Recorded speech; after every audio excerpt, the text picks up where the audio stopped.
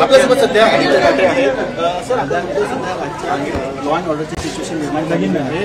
सत्ता पक्षातलेच आमदार दुसऱ्या पक्षातल्या नेत्यांवरती गोळीबार करतात.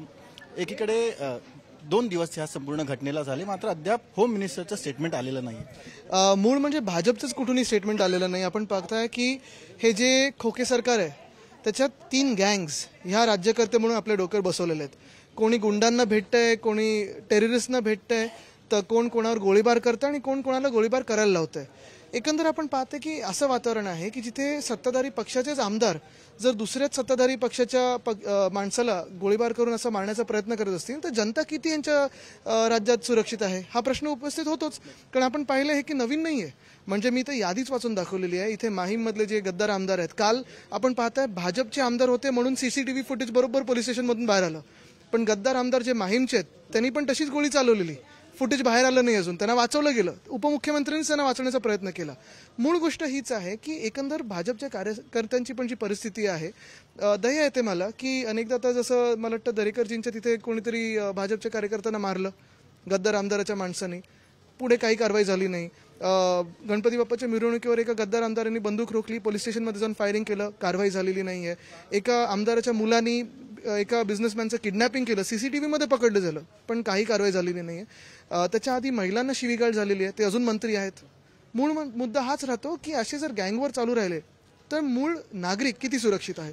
ज्या गणपत गायकवाड यांनी फायरिंग केली होती, त्यांनी फायरिंगची जबाबदारी देखील स्वीकारली, मात्र बोलताना त्यांनी स्पष्ट केलं की मुख्यमंत्र्यांवर त्यांनी आरोप केले, काही पैसे बाकी आहेत. हे त्यांनी कोट्यावधी रुपयांचा त्यांनी उल्लेख केला, मात्र त्याबद्दलही कोणी बोलताना स्टेटमेंट देताना दिसत नाही. त्यांच्याकडे ईडी जाणार आहे का, मुख्यमंत्र्यांना प्रश्न विचारणार आहे का, EOW जाणार आहे का. मूळ मुद्दा हाच राहतो ना की हे गँगवर चालू आहेत. सगळे गँग लीडर मुख्यमंत्री घटनाबाह्य बसलेले आहेत आणि मग सुरक्षित कोण आहेत, नागरिक आहेत का सुरक्षित, नाही आहेत अजूनही.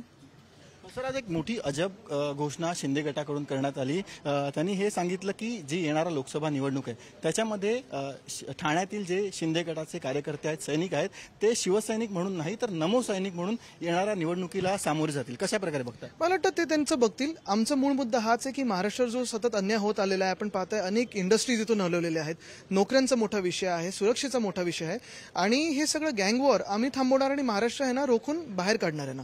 आपल्याकडून याआधी देखील टीका करण्यात आली होती की पुढची निवडणूक हे शिंदे गट हा कमळावरती लढवेल. आज आपण बघतोय की जे ठाण्यातील शिंदे गटाचे शिवसैनिक आहेत ते नमो सैनिक म्हणून लढतील. तर कुठे ना कुठे एक विलिनीकरण जे शिंदे गटाचं भाजपात त्याची पहिली पायरी असं वाटतं.